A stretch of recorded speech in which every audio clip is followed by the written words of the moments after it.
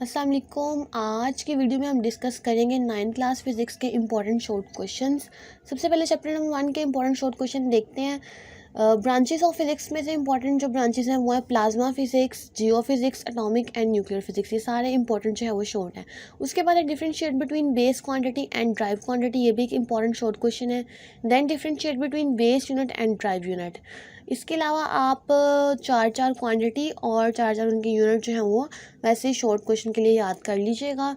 Then है what is mean bye prefixes. Prefixes क्या है और उसकी एग्जांपल आपने साथ करनी है। डिफाइन साइंटिफिक नोटेशन और उसकी एग्जांपल। उसके बाद इंपॉर्टेंट एक शॉर्ट क्वेश्चन है change 15 years age in second. ये आपने वैसे भी एक्सरसाइज में किया होगा, estimate your age in second. Same वही है, पेपर में जो है वो पर्टिकुलर एज बताई जाती है जिसको आपने सेकंड में चेंज करना होता है। उसके बाद है differentiate between positive and negative zero error of vernier calliper और स्क्रू गेज। ये भी अलग अलग क्वेश्चन है। लास्ट में define significant figure, give example. उसके बाद चैप्टर नंबर 2 की तरफ आते हैं। चैप्टर नंबर 2 में सबसे पहला जो क्वेश्चन है वो है differentiate between rest and motion. उसके बाद है डेफिनेशंस है कुछ टाइप ऑफ मोशंस की, जिसमें translatory motion, vibratory motion and circular motion. उसके बाद क्वेश्चन नंबर 3 है differentiate between scalars and vector. इसमें आप डेफिनेशन लिखेंगे और साथ एग्जांपल देंगे। उसके बाद क्वेश्चन है define acceleration, write its formula and unit. फिर है जी differentiate between distance and displacement. और देन है how a vector can be represented graphically. ये एक्सरसाइज में भी है, ठीक है, और वैसे भी जो है वो बुक में इसका आंसर लिखा हुआ है कि आप एक लाइन सेगमेंट इसको रिप्रेजेंट करते हैं। उसके बाद कन्वर्जन में से क्वेश्चन आया हुआ है, इसमें 50 मीटर पर सेकंड को किलोमीटर पर आवर में चेंज करना है। बेसिकली आपको चेंज करना आना चाहिए किलोमीटर पर आवर को मीटर पर सेकंड में और मीटर पर सेकंड को किलोमीटर पर आवर में, ठीक है। बाकी जो डिजिट्स हैं वो कोई भी आपको 50, 100, 75, 20 XYZ जो भी आ सकता है आपको, ठीक है, बस आपको चेंज करना आना चाहिए। उसके बाद ये भी जो चेंज करना है ये मीटर पर सेकंड और किलोमीटर पर आवर, कोई भी बुक में ही जो है वो दिया गया है, ठीक है, मेथड दिया गया, उसको आप देख लीजिएगा। उसके बाद है define uniform velocity and uniform acceleration. ये भी अलग अलग शॉर्ट में आएगा आपको। देन है जी define gravitational acceleration. Gravitational acceleration क्या होती है वो, ठीक है। इसके अलावा इसकी value 10 metre per second square वगैरह जो है वो भी देख लीजिएगा। चैप्टर नंबर 3 की तरफ मूव करते हैं। यहाँ पे जो है वो definition and unit of force and momentum, ठीक है। Define force, right its unit, and define momentum, right its unit. इस तरह से आपको क्वेश्चन आ सकता है। और उसके अलावा न्यूटन फर्स्ट लॉ की डेफिनेशन आ सकती है, सेकंड लॉ की आ सकती है, थर्ड लॉ की भी सिमिलरली आ सकती है। Differentiate between mass and weight एक इंपॉर्टेंट शॉर्ट क्वेश्चन है, ठीक है, इसको भी देख लीजिएगा। Define Newton third law of motion with the help of example, ठीक है। शॉर्ट में आपने एक एग्जाम्पल देनी है, अगर लॉन्ग में आएगा तो फिर 2-3 एग्जाम्पल आपने इसके साथ जो है वो लिखनी है। उसके बाद है define tension in a string. उसके बाद why rolling friction is less than sliding friction, exercise से है, ठीक है, बुक में भी इसका आंसर है। डिफाइन सेंटीपिटल फोर्स, ठीक है, ये भी आपको पता है बुक पे ही है, सेंटीपिटल फोर्स क्या होती है, इसका फॉर्मूला भी। और इसके अलावा इसी में से एक और सवाल बनता है डिफाइन सेंटीपिटल एक्सेलरेशन, वो भी जो है वो 1-2 दफ़ा पूछा गया बोर्ड में। डिफाइन यूनिट ऑफ फोर्स, इसमें आपने फोर्स के यूनिट को डिफाइन करना है, यानी न्यूटन को आपने डिफाइन करना है। Write two advantages of friction, friction के 2 एडवांटेजेस, इस तरह डिसएडवांटेजेस भी जो है वो इम्पोर्टेंट शॉर्ट क्वेश्चन में।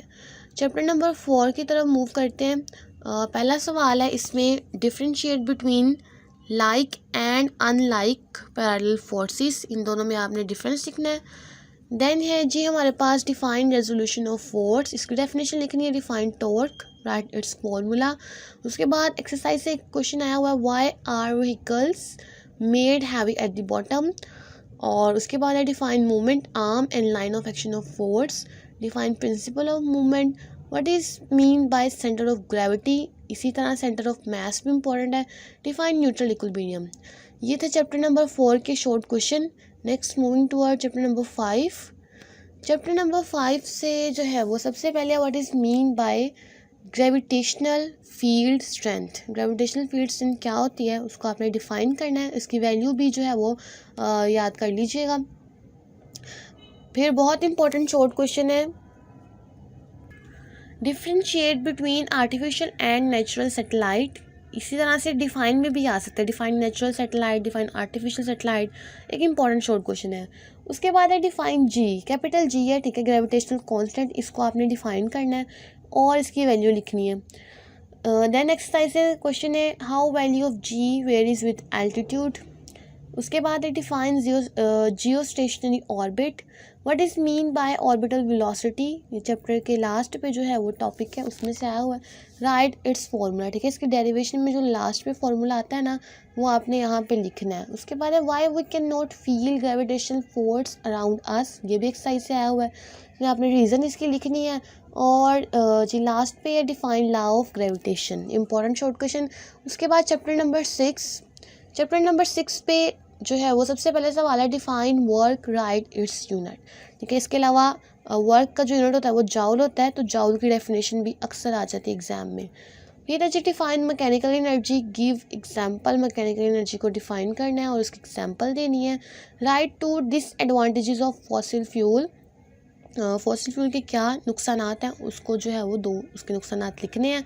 Define efficiency, write relation to find it, efficiency क्या होती है, उसे कैसे मालूम किया जा सकता है, उसको किस तरह से कैलकुलेट कर सकते हैं, अलग से भी सवाल आता है। डिफाइन पावर, पावर को डिफाइन करना है, उसका यूनिट लिखना है watt. Define nuclear energy and light energy, ठीक है, अलग अलग डेफिनेशन आएंगी। Write down the second name of solar cell, solar cell का दूसरा नाम क्या होता है, उसको फोटो सेल कहते हैं। And how it is made, उसको किस तरह से बनाया जाता है, बुक में इसका आंसर है। On what factors work depend, work जो है वो किन फैक्टर्स पे डिपेंड करता है, फैक्टर आपने यहाँ पे उनके नाम लिखने हैं। Define kinetic energy and potential energy, ठीक है, इस तरह इनमें जो है वो डिफरेंस भी आ सकता है। ये था chapter number 6। Then chapter number 7 की तरफ आते हैं। इसमें सबसे पहले नंबर पे सवाल है हमारे पास define density, write its SI unit. उसके बाद why salt not suitable to be use in barometer, क्यों हम इसको यूज़ नहीं कर सकते बैरोमीटर में, इसका भी बुक में ही आंसर लिखा हुआ है। Why does the atmosphere pressure very with height, height के साथ किस तरह से एटमोसफेयर प्रेशर चेंज होता है ये बताना है आपने, क्यों चेंज होता है, सॉरी, इसकी रीज़न बतानी है। Define pascal law, pascal law की डेफिनेशन, ये अलग शॉर्ट है। डिफाइन आर्किमिडीज प्रिंसिपल, ये अलग शॉर्ट है। डिफाइन इलास्टिसिटी, इंपॉर्टेंट शॉर्ट है ये भी। Differentiate between stress and strain, इन दोनों में डिफरेंस आपने बताना है।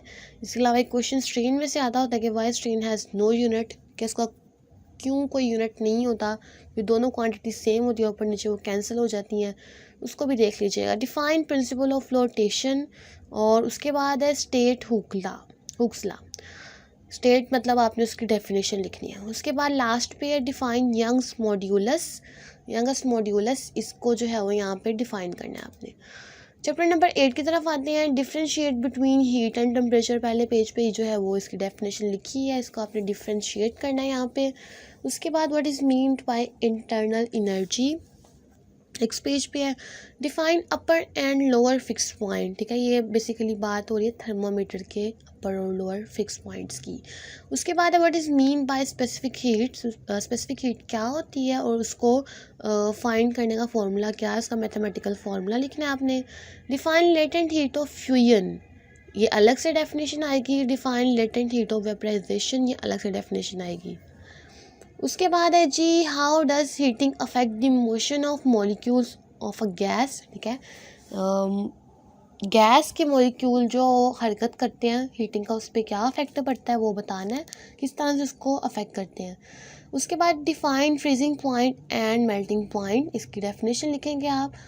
और write two applications of thermal expansion की 2 आपने एप्लीकेशन लिखनी है इस सवाल में। ये था चैप्टर नंबर 8। उसके बाद मूव करेंगे चैप्टर नंबर 9 की तरफ। चैप्टर नंबर 9 में सबसे पहले differentiate between land breeze and sea breeze, इन दोनों में आपने डिफरेंस लिखना है। उसके बाद डेफिनेशन अलग अलग शॉर्ट आता है, ये बहुत इंपॉर्टेंट डेफिनेशन है तीनों की। जो 3 mode of transfer of heat है, कंडक्शन, कन्वेक्शन और रेडिएशन, बहुत अच्छी तरह से इसको याद करके चलिएगा, ये बहुत इंपॉर्टेंट डेफिनेशन है।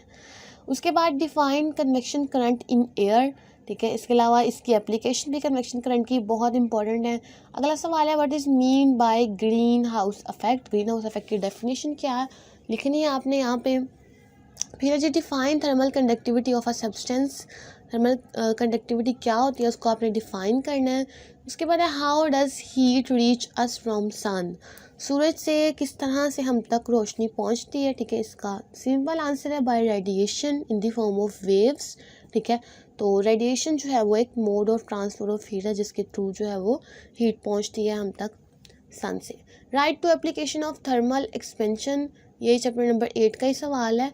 अच्छा, उसके बाद why conduction of heat does not take place in gases, ठीक है, गैसेस में जो है वो कंडक्शन क्यों नहीं होती हीट की, इसकी आपने वजह बतानी है। तो ये थे कुछ इंपॉर्टेंट क्वेश्चन चैप्टर नंबर 9 से। होप्स हो कि आपको समझ आ गया होगा, आपको वीडियो भी अच्छी लगी होगी, ठीक है। इन तमाम सवालात को अच्छी तरह याद कीजिएगा। Thank you so much. अल्लाह हाफिज़।